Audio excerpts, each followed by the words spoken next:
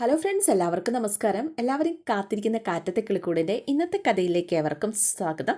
എല്ലാവർക്കും നല്ലൊരു ദിവസം ആശംസിച്ചുകൊണ്ട് ഇന്നത്തെ കഥയിലേക്ക് കിടക്കാം.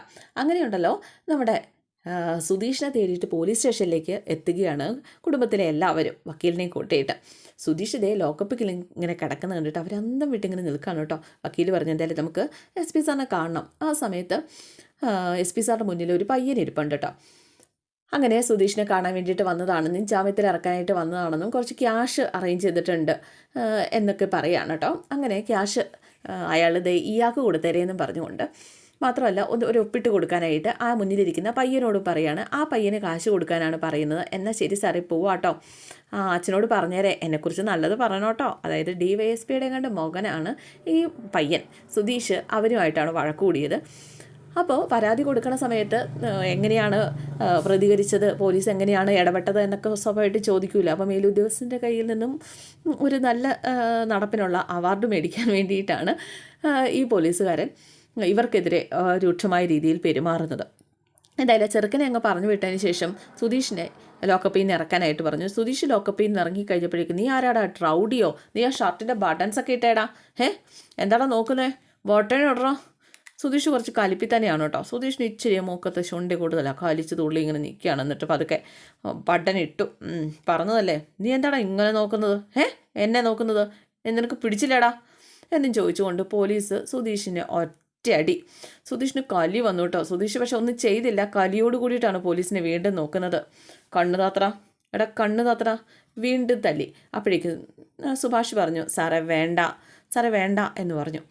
പോലീസ് വീണ്ടും സുധീഷിനോട് പറഞ്ഞു, കണ്ണ് താഴ്ത്തടാ. കല്ലിപ്പോട് കൂടി നോക്കുകയാണ് കേട്ടോ.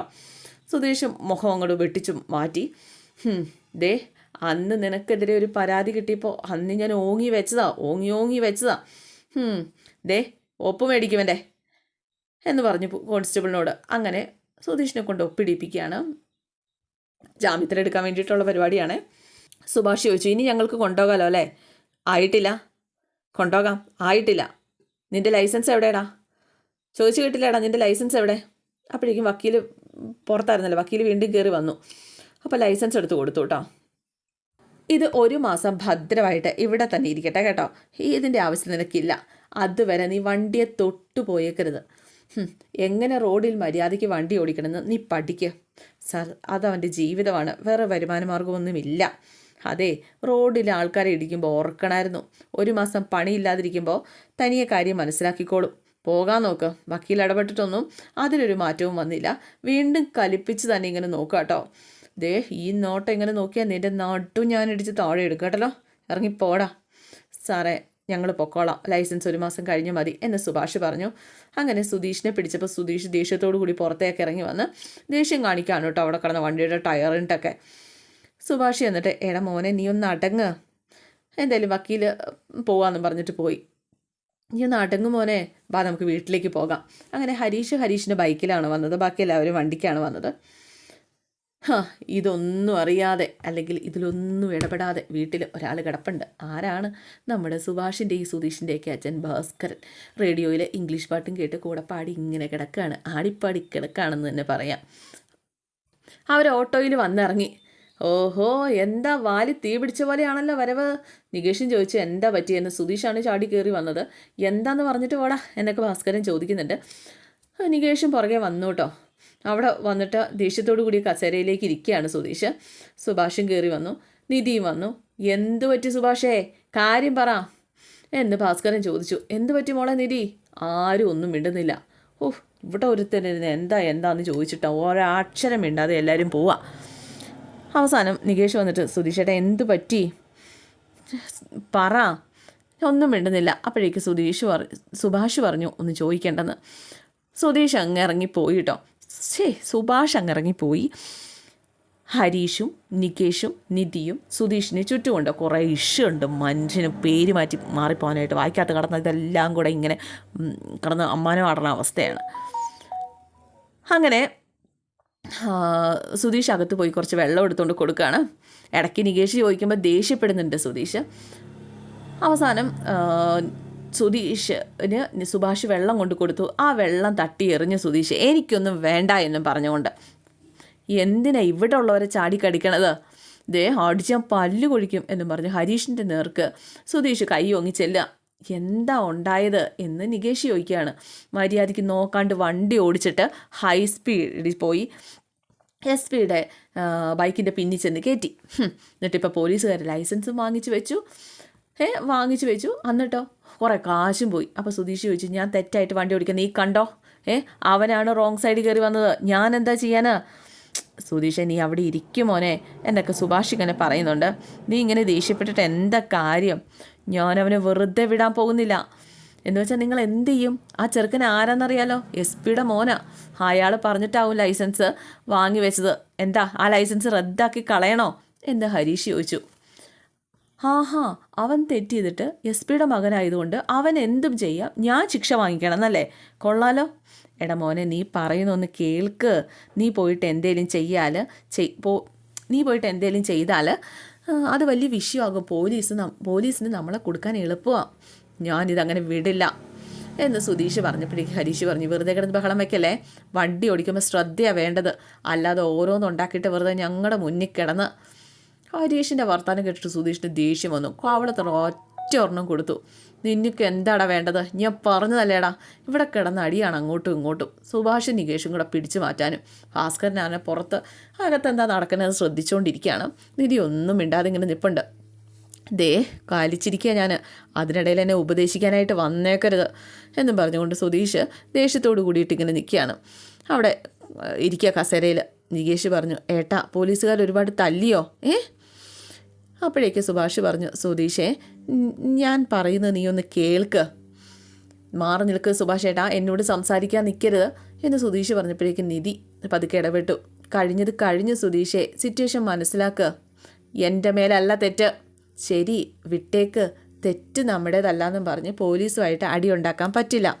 ലൈസൻസ് നമുക്ക് എങ്ങനെയും തിരിച്ചെടുക്കാം, സമാധാനത്തോടെ നമുക്ക് ശ്രമിക്കാം. 1 മാസത്തേക്ക് എനിക്ക് വണ്ടി ഓടിക്കാൻ പറ്റില്ല. അത് ഓർക്കുമ്പോഴാണ് എനിക്ക് സഹിക്കാൻ പറ്റാത്തത്. അതൊക്കെ ആലോചിച്ച് നമുക്ക് ചെയ്യാം, തൽക്കാലം സമാധാനിക്കുക കേട്ടോ എന്ന് നിധി പറഞ്ഞു.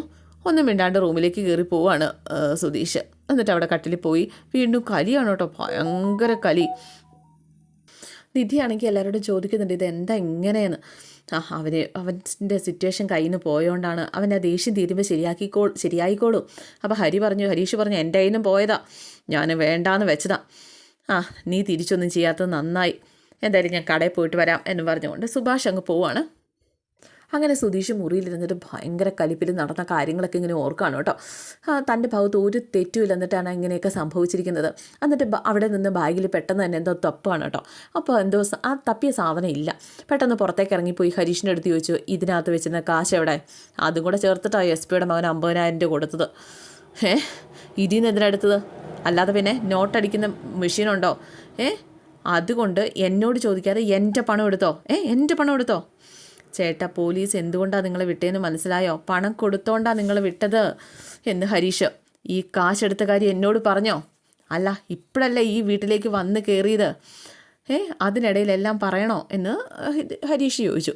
പറയേണ്ട കാര്യങ്ങൾ പറയേണ്ട സമയത്ത് പറയേണ്ടതുപോലെ പറയണം. അപ്പോഴേക്കും നിധി അങ്ങോട്ടേക്ക് വന്നു കേട്ടോ. ഭാസ്കരൻ പറഞ്ഞു, വിവരം കെട്ടവനെ, അവൻ്റെ ഭാഗത്ത് തെറ്റില്ല എന്ന് അവൻ സത്യം ചെയ്ത് പറഞ്ഞതല്ലേ, എന്നിട്ട് ഇത്രയും പണം കൊണ്ട് അവന്മാർക്ക് കൊടുക്കാൻ മാത്രം മണ്ടനാണോ നിങ്ങൾ? തെറ്റ് ചെയ്തിട്ടില്ല എങ്കിൽ ഇല്ലാന്ന് ഉറപ്പിച്ച് പറഞ്ഞ് നിൽക്കാൻ പറ്റണം. അതെങ്ങനെയാ? ഒരുത്തിനും നാക്ക് വളച്ച് 4 വർത്താനം പറഞ്ഞ് നിൽക്കാൻ പറ്റില്ല. അതിനുള്ള അവസരം വന്നാൽ 4 എണ്ണം ബബ്ബ. അപ്പോഴേക്ക് ഹരീഷ് പറഞ്ഞത്, സ്വന്തം കാര്യം നോക്കി അവിടെ എവിടെയെങ്കിലും പോയിരുന്നോണം.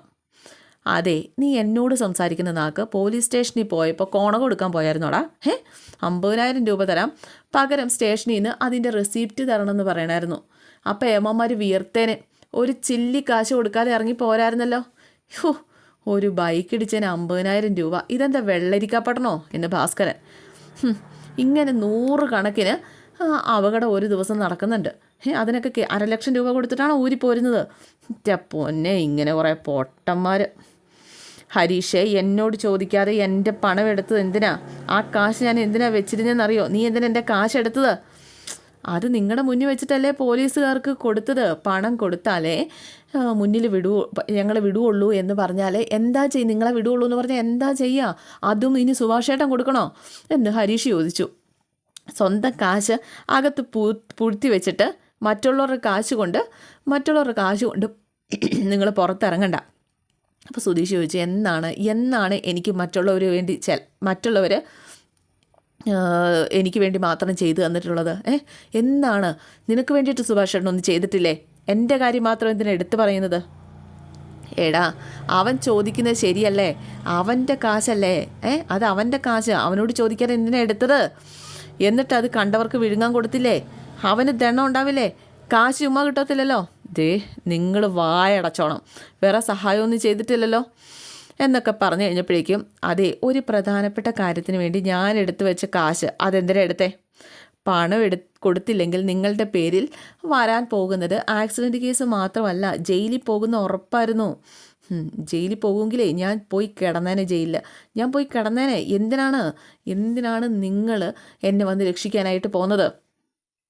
പണവും കൊടുത്തു, ലൈസൻസും കൊടുത്തു, ആലോചിച്ച് നിനക്ക് ബുദ്ധിയില്ലേ? സുധീഷേട്ടാ, മര്യാദയ്ക്ക് സംസാരിക്കണം. വണ്ടി മര്യാദയ്ക്ക് ഓടിച്ചിരുന്നെങ്കിൽ ഇതൊന്നും സംഭവിക്കില്ലായിരുന്നു എന്ന് ഹരീഷ്. ഇയാൾക്ക് അഹങ്കാരമാണ്. വണ്ടി തട്ടിയപ്പോൾ തന്നെ അയാളോട് സോറിയും പറഞ്ഞ് സമാധാനപ്പെടുത്തി മര്യാദയ്ക്ക് നിന്നിരുന്നെങ്കിൽ ഒരു പ്രശ്നമില്ലാതെ ഇത് തീർന്നു പോയേനെ. SP മകനെ കൈവച്ചാലേ അവരെന്താ വെറുതെ ഇരിക്കുമോ? ആദ്യം ഇയാളുടെ എടുത്തുചാട്ടം അവസാനിപ്പിക്കുക, നമുക്ക് പിന്നെ സംസാരിക്കാം. എനിക്കെൻ്റെ പണം ഈ നിമിഷം കിട്ടണം. നീയാണ് എടുത്തെങ്കിൽ നീ തന്നെ തിരിച്ചു തരണം. ശരി, ജയിലിൽ പോയി കിടക്കാൻ തയ്യാറാണോ?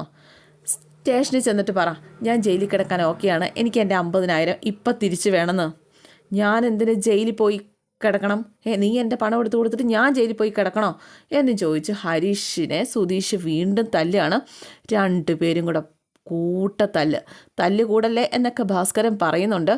രണ്ടുപേരും കൂടെ പോരുതുമാണ് കേട്ടോ, തല്ലി എല്ലാ സാധനവും നശിപ്പിക്കുന്നുണ്ട്. ഇവരെന്തേ കാണിക്കണത്? പിടിച്ചു മാറ്റാൻ സുഭാഷും ഇല്ലല്ലോ. നിധിയാണെ നിർത്തുന്ന് പറയുന്നുണ്ട്. എവിടെ ആര് കേൾക്കാനായിട്ട്? അവസാനം അടുക്കളയിൽ നിന്നൊരു പാത്രം എടുത്തുകൊണ്ട് വന്ന് നീടി എടുത്തങ്ങ് എറിഞ്ഞു. പാത്രത്തിൻ്റെ സൗണ്ട് കേട്ടപ്പോഴേക്കും പതുക്കെ അവർ ഒതുങ്ങിയിരുന്നു. എന്താ നിങ്ങൾ വിചാരിച്ചത്? പിന്നെ നിങ്ങൾ ജയിലിലാണെന്നറിയുമ്പം ഇവിടെയുള്ളവർ അടങ്ങി ഒതുങ്ങി ഇവിടെ ഇരിക്കണമായിരുന്നോ എന്നൊക്കെ ചോദിക്കുകയാണ്. ദേഷ്യപ്പെടാണ് കേട്ടോ. നിങ്ങൾ പുറത്ത് പോയി ഒരു തെറ്റ് ചെയ്തിട്ട് ഇവിടെ വന്ന് കിടന്നിട്ട് നിങ്ങൾ എന്താ കാണിക്കണത്? നിങ്ങളെ ഇല്ലാത്ത വകുപ്പുകളൊക്കെ ചുമത്തി അകത്തിടുന്നു പോലീസുകാരൻ പറഞ്ഞപ്പോൾ വീട്ടിൽ കണ്ട പൈസ മുഴുവൻ പറക്കിയെടുത്ത് ഹരീഷും സുഭാഷ് ചേട്ടനും ഓടി വന്നതാണോ നിങ്ങളുടെ പ്രശ്നം? ആണോ? നിങ്ങളുടെ ബാഗിലുണ്ടായിരുന്ന 25,000 രൂപ അവരെടുത്തു, ബാക്കിയുള്ളത് അവരല്ലേ കൂട്ടിയത്? അതിന് കണക്കില്ലേ? ഇപ്പം പ്രശ്നമെല്ലാം തീർത്ത് വീട്ടിൽ വന്ന് സമാധാനമായിട്ട് ഇരിക്കുന്നില്ലേ? കള്ളക്കേസിൽ പെടുത്തി ഉള്ളിൽ തള്ളിയായിരുന്നെങ്കിലേ ആരോടുള്ള ദേഷ്യം തീർക്കേണ്ടത് വീട്ടിലുള്ളവരോടല്ല, അകത്ത് പോയിരിക്കണം. നിങ്ങൾ പോയിരിക്കകത്ത്. അവസാനം ദേഷ്യത്തോടെ ആ പാത്രം എടുത്ത് എറിഞ്ഞിട്ട് അകത്തേക്ക് കയറി പോവുകയാണ് സുധീഷ്. സ്നേഹം കൊണ്ടല്ല ഇതൊക്കെ ചെയ്യുന്നത് ഹരീഷേ. സുധീഷിന് എന്ത് പറ്റിയാലും ഏറ്റവും കൂടുതൽ ടെൻഷൻ അടിക്കുന്നത് ഹരീഷാന്ന് എനിക്കറിയാം. അപ്പോൾ ആ സ്നേഹം ഒന്ന് കാണിച്ചൂടെ? എന്തിനാ ഒരു വാക്കിന് 10 വാക്ക് മറുപടി പറഞ്ഞ് വഴക്കുണ്ടാക്കുന്നത്? സമാധാനത്തോടെയും ടെൻഷനോടെയും എന്തിനാണ് ഇങ്ങനെ വഴക്കിടുന്നതാണോ നിങ്ങളുടെ സ്നേഹം? ഹരീഷും ഒന്നും മിണ്ടിയില്ല. ഹരീഷും അവിടെ നിന്ന് പോവാണ്. അപ്പോഴേക്കും ഭാസ്കരൻ അങ്ങ് പോകാൻ തുടങ്ങുക. അപ്പോഴേക്കും നിധി വന്നിട്ട് പറഞ്ഞു, കുട്ടികൾ തമ്മിൽ അടിയുണ്ടായാലേ അരുതെന്ന് വിലക്കി അവരെ പറഞ്ഞു വിടുക വേണ്ടത്. പ്രശ്നം ഊതിപ്പരിപ്പിച്ച് വലുതാക്കുകയല്ല വേണ്ടത്. അവർ മിണ്ടിയ വഴക്കുണ്ടാക്കുന്നവരാണെന്ന് അച്ഛൻ അറിയാവുന്നതല്ലേ? എന്നിട്ട് എന്തിനാ അവരിങ്ങനെ ചൂടാക്കി വിടുന്നത്? ഇനി ഈ വീട്ടിൽ വഴക്കുണ്ടായാലേ അപ്പം കാണാം എന്ന് പറഞ്ഞു നിധി ദേഷ്യത്തോട് കൂടിയിട്ട്. ഹരീഷ് പുറത്ത് പോയി തൂണി ചാരി ഇങ്ങനെ നിൽക്കുകയാണ്. സുഭാഷ് പാവം കടയിൽ പോയിട്ട് സാധനമൊക്കെ മേടിച്ചുകൊണ്ട് വരിക കേട്ടോ. പാവം ആ മനുഷ്യന് ഇതൊന്നും അറിഞ്ഞില്ല. അറിഞ്ഞപ്പോൾ ഹരീഷ് തൂണും ചാരി ഇങ്ങനെ നിൽപ്പുണ്ട്. എന്താടാ, എന്താ ഇവിടെ നിൽക്കുന്നേ? ഒന്നുമില്ല ചേട്ടൻ ചെല്ല്. അങ്ങനെ സുഭാഷ് അകത്തേക്ക് കയറി പോവാണ്, ഇവൻ്റെ വാക്കും വിശ്വസിച്ച്. അപ്പോൾ ഭാസ്കരൻ അവിടെ ഇരിപ്പുണ്ട്. എന്തോ ഒരു പന്തികേട് സുഭാഷിന് മണത്തു എന്നുള്ളത് സത്യം. അങ്ങനെ സുഭാഷ് മുറിയിലേക്ക് കയറി ചെന്നപ്പോൾ ഓരോ സാധനങ്ങളൊക്കെ മറിഞ്ഞു വീണതൊക്കെ നേരെ വെക്കുകയായിരുന്നു നിധിയൊക്കെ. എന്താണ് നികേഷേ, എന്താ പ്രശ്നം? എന്താ? വഴക്ക് തന്നെ. എന്ത് വഴക്ക്? സുധീഷേട്ടന് എടുത്ത കാശ് ഹരീഷേട്ടൻ നമ്മളൊക്കെ എടുത്തുകൊണ്ട് പോയില്ലേ, അതെന്തിനാ എടുത്തതെന്ന് ചോദിച്ച് സുധീഷേട്ടന് ഹരീഷേട്ടനോട് വഴക്ക്. അല്ല, അവർ കാശ് ചോദിച്ചാൽ എന്നോട് പറയണ്ടേ? ഉടനെ എടുത്ത് കൊടുക്കുകയാണോ വേണ്ടത് എന്ന് ചോദിച്ചു. സുധീഷ് വന്ന് ഇതൊക്കെ കേട്ടോണ്ട്, എടാ അത്രയും പണം ഉണ്ടാക്കാൻ വേറെ വഴിയില്ലായിരുന്നു, നിനക്ക് ആവശ്യമുള്ളപ്പോൾ സംഘടിപ്പിക്കാം. അല്ല, ഇല്ലാത്ത കാശേ നമ്മളായിട്ട് ഉണ്ടാക്കി പുറത്തെടുക്കണ്ടായിരുന്നു സുഭാഷേട്ടാ, അങ്ങനെ നിങ്ങൾ ഞങ്ങൾ വിട്ടാൽ മതിയായിരുന്നു എന്ന് ഹരീഷ്. ദേ ഇനി നീ ഇങ്ങനെ വന്ന് കൊളാവളാന്ന് പറഞ്ഞാൽ അടിക്കും ഞാൻ ഇനി എന്ന് പറഞ്ഞു സുധീഷും ഹരീഷും കൂടെ വീണ്ടും അടി തുടങ്ങുകയാണ്. അപ്പോഴേക്കും നിധി പറഞ്ഞു ഒന്ന് നിർത്തുന്നുണ്ടോ രണ്ടും, ഒന്ന് നിർത്തിക്കോണം രണ്ടും എന്നൊക്കെ പറഞ്ഞ് നിധി കുറച്ച് ദേഷ്യത്തിൽ, എൻ്റെ മോളെ നീ ടെൻഷൻ ആവല്ലേ എന്ന് സുഭാഷ്, ഇവർ തമ്മിൽ ഇങ്ങനെയാണെന്ന് നിനക്ക് അറിയത്തില്ലേ, എന്തിനാ സുധീഷേ നീ ഈ കുട്ടി ഇങ്ങനെ വിഷമിപ്പിക്കുന്നത്, ഈ തൊട്ടതിനും പിടിച്ചതിനൊക്കെ ഇങ്ങനെ വഴക്കിടല്ലെന്ന് ഞാൻ പറഞ്ഞതല്ലേ, ഈ കുട്ടി വെറുതെ എന്തിനാ ടെൻഷൻ അടിപ്പിക്കുന്നത്, എന്തിനാ നിങ്ങൾക്കിതൊക്കെ ഇത്രയ്ക്ക് ദേഷ്യം എവിടെ നിന്നായി വരുന്നത്, അതാ എനിക്ക് മനസ്സിലാവാത്തത്. ഹരീഷേ അവൻ പോലീസിൻ്റെ കയ്യിൽ നിന്ന് തല്ലും വാങ്ങിച്ച് ലൈസൻസും കൊടുത്തിട്ട് വന്നിരിക്കുകയല്ലേ, നിനക്കെങ്കിലും കുറച്ച് സമാധാനത്തോടെ സംസാരിച്ചൂടെ, അവൻ ദേഷ്യപ്പെട്ടാൽ നീ തിരിച്ച് ദേഷ്യപ്പെടാൻ നിൽക്കുന്നത് എന്തിനാ, കാര്യം പറഞ്ഞ് മനസ്സിലാക്കിക്കൂടെ എന്ന് ചോദിച്ചുകൊണ്ട് സുഭാഷ്.